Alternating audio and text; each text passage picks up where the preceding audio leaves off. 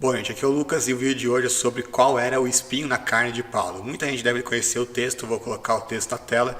É um texto onde ele diz: para impedir que eu me exaltasse por causa da grandeza dessas tribulações, foi-me dado um espinho na carne, um mensageiro de Satanás para me atormentar.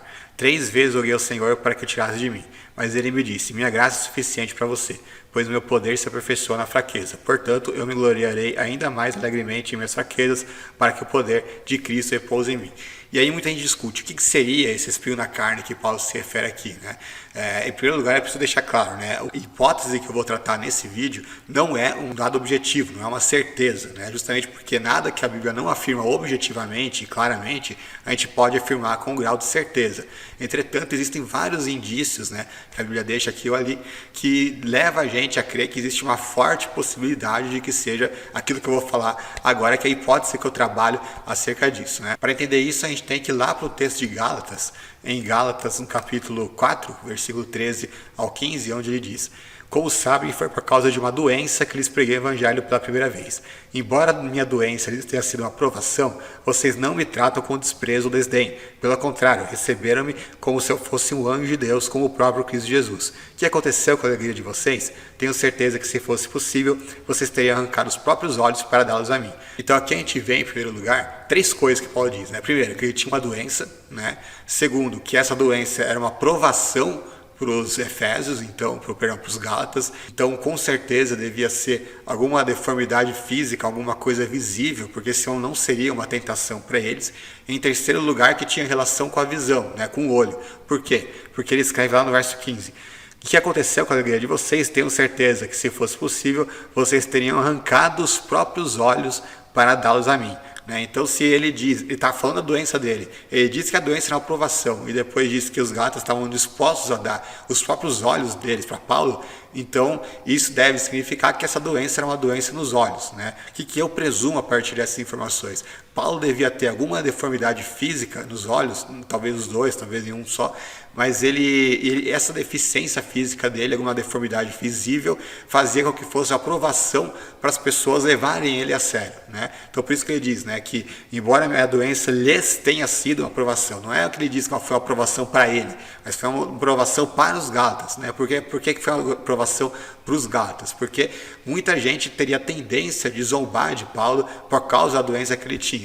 Então ele diz, né, a doença foi uma grande provação para vocês, mas mesmo assim vocês não me trataram com desprezo.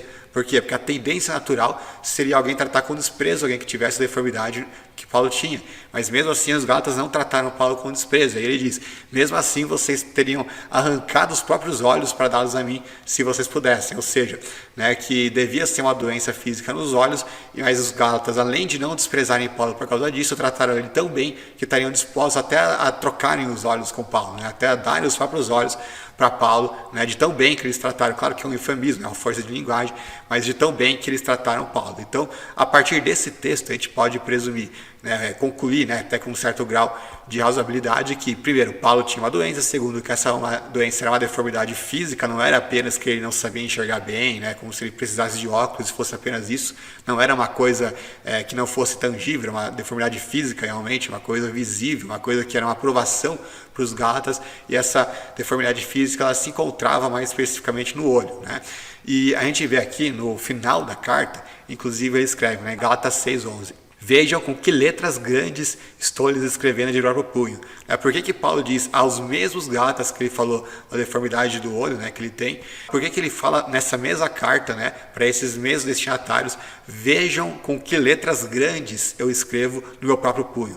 Porque provavelmente ele tinha que escrever com letras grandes justamente por causa da deformidade física que ele tinha no olho, ou seja, ele não conseguia enxergar muito bem por causa da deficiência dele, né, visual, e por isso ele escrevia, né, ele diz, vejam com que letras grandes que eu vos escrevo. Não é que Paulo estava escrevendo com letra grande de propósito, né, só para chamar a atenção, não, ele é realmente por causa da doença que ele tinha, né? Presume-se, e isso é afirmado por muitos historiadores, que as outras cartas de Paulo, inclusive essa, né, Paulo não escrevia escrevia de próprio punho, era uma pessoa um escriba, né, que escrevia para ele. Às vezes o irmão da igreja e tudo mais, que Paulo ia editando e ele ia escrevendo, né? Só que nessa ocasião aqui ele fez questão de escrever esse versículo especialmente de próprio punho, mas como ele tinha essa deficiência visual, então ele não conseguia escrever muito bem, acabava tendo que escrever muito grande, né?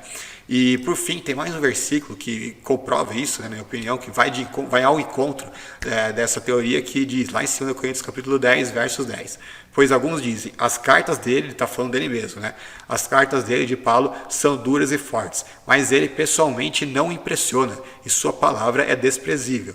Então aqui ele diz, né, que pelas cartas que ele escreve, ele parecia realmente o cara, né? Mas quando ele ia pessoalmente lá pregar a palavra, ele era desprezado, né? E as pessoas diziam, é desprezível, não impressiona, né? Não é nada demais.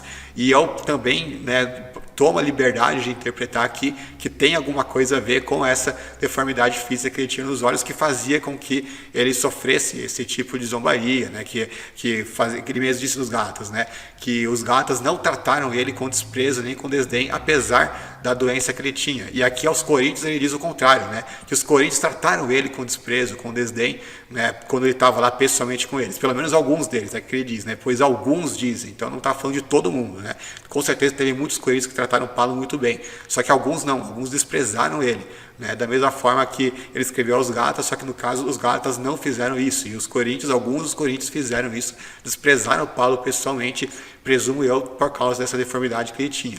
E uma coisa que eu não tinha pensado antes, mas uma amiga minha lembrou isso para mim, e é algo que faz todo sentido, né? Que isso pode ter alguma coisa a ver com o acontecimento lá na estrada de Damasco, né? Que Paulo, dizem que ele caiu do cavalo, mas não tem um texto bíblico que diz que ele caiu do cavalo literalmente, né?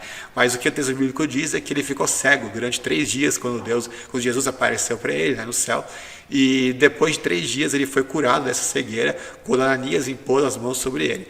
Então, existe alguma possibilidade de que essa deficiência física que ele tinha nos olhos fosse alguma coisa que ele contraiu nessa ocasião da estrada de Damasco, né?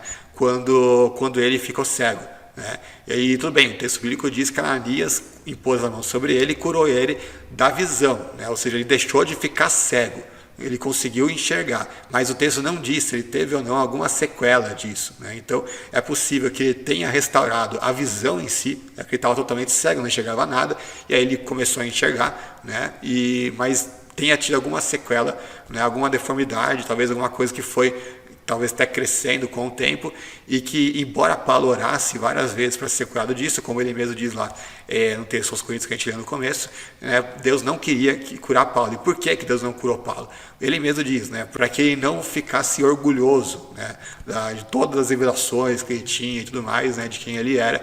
Então, para ele não ficar orgulhoso, Deus colocou essa doença, né, Deus permitiu que ele tivesse essa doença, né, justamente para tentar equilibrar as coisas, né, como se fosse uma balança, né. Então, Paulo teria a tendência natural de ser uma pessoa muito orgulhosa, talvez muito arrogante, se ele não tivesse essa doença, mas por causa dessa doença e do desprezo que ele sofria em função dela, fazia que ele ficasse mais humilde, né? Quebrava esse orgulho pessoal que ele tinha. Então, e é óbvio que se Paulo vivesse de uma forma, né, arrogante, com orgulho próprio, vaidade e tudo mais, isso iria interferir negativamente no ministério dele, porque seria um pecado, né? Então Deus permitiu que Paulo tivesse essa deficiência física justamente para que ele não se exaltasse demais pela grandeza das revelações dele, né? Então, justamente através dessas zombarias que ele sofria e tudo mais, em função, né, disso que ele chama de espinho na carne, fazia com que controlasse o orgulho próprio dele.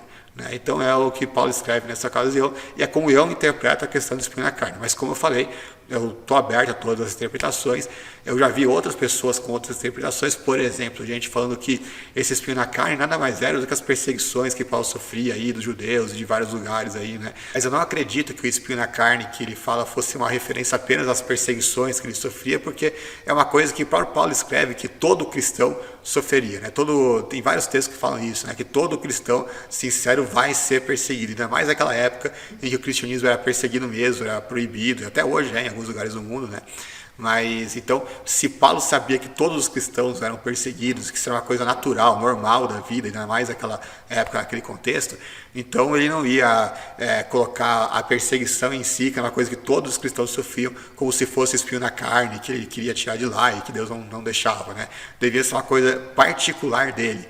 Devia ser uma coisa que ele em especial tinha e outras pessoas não tinham e que ele não queria ter, né, evidentemente. E para mim faz toda a lógica, todo sentido interpretar que fosse essa deficiência nos olhos. Então é isso por hoje, pessoal. Não se esqueça de se inscrever no canal se não for inscrito, curtir, comentar o vídeo e compartilhar também com tudo se você gostou. E eu fico por aqui por hoje. Um abraço, valeu, falou!